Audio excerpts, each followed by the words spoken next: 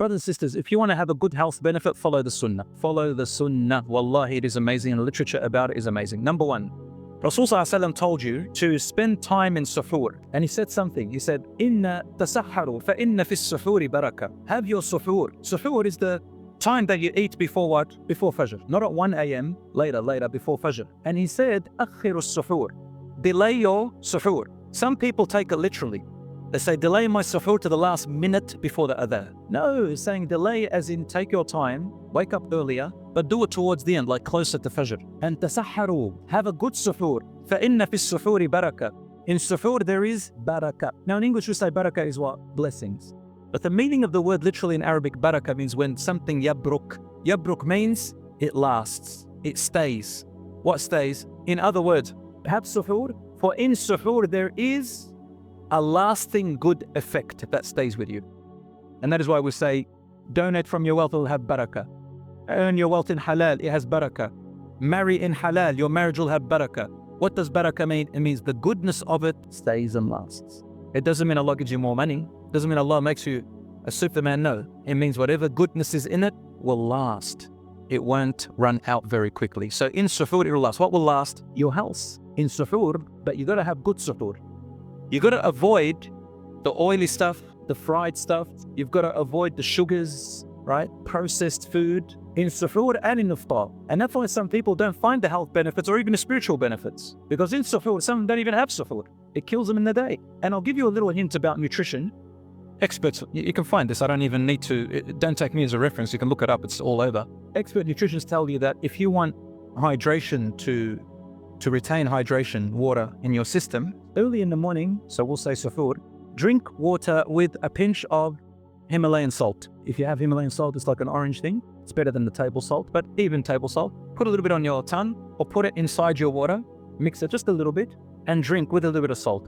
It retains hydration as opposed to just drinking normal water. And also electrolytes. So have it, if you don't know what electrolytes, you can have them okay, have a banana, for example. Also have some potatoes, have some eggs. These types of fruit, if you can get your body used to it in suhoor, inshallah, it will help you. And in iftar, do the opposite. Don't fill your stomach. Don't break it on fast and processed foods. Trust me on this one. And have a little bit.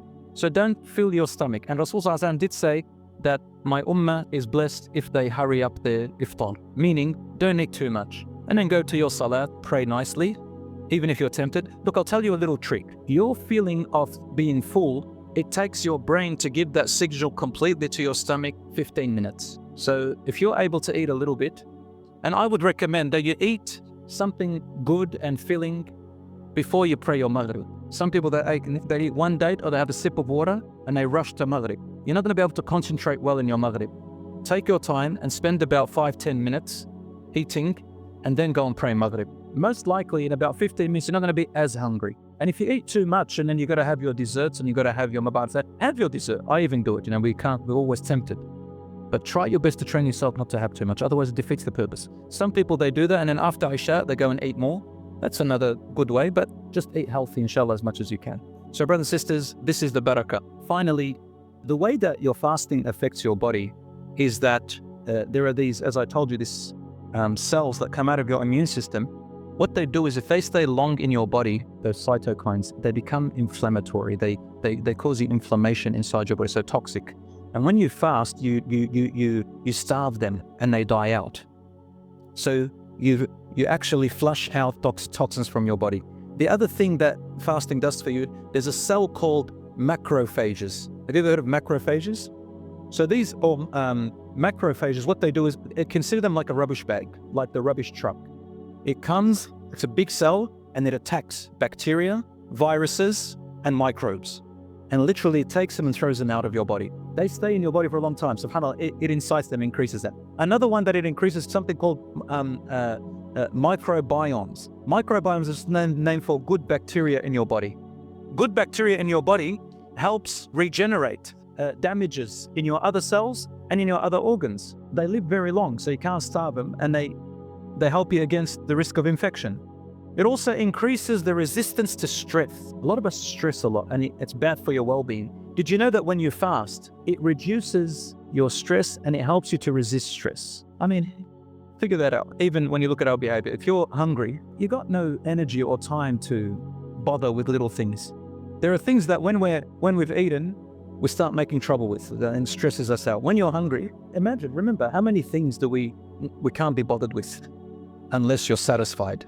So it is a resistance to stress, and it also has an antioxidation, meaning it fights oxidized stuff, basically unstable molecules inside your body. Again, let's call them toxins, and they're also called free radicals. They're the stuff that lingers around in your body that does you no good except does you harm, and it leads to cell and tissue damage. And what happens is that when you fast, you have an antioxidation, so it kills them off.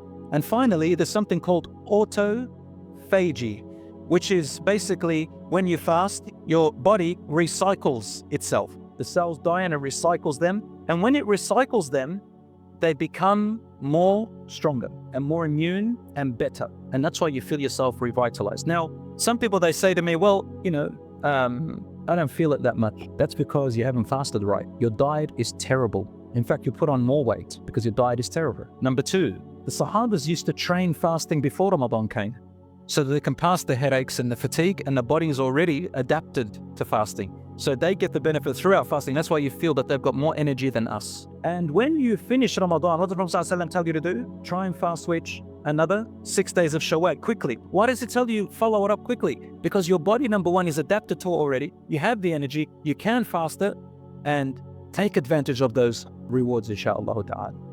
Finally, brothers and sisters, Ramadan and fasting, remember, it is about spirituality. It is about connecting with Allah subhanahu wa ta'ala. It's about our worship, about improving ourselves, our character to be better, inshaAllah ta'ala. And Rasul sallallahu alaihi wasallam did say when he climbed the mimbar one time, and they heard him say the famous hadith, you all know it, Ameen, Ameen, Ameen. They said to him, Ya Rasulullah, why did you say Ameen 3 times? He said, Jibreel alayhi salam came to me and he made dua for 3 things. Number 1, he said, may his nose be rubbed in dust. In other words, he is truly a loser.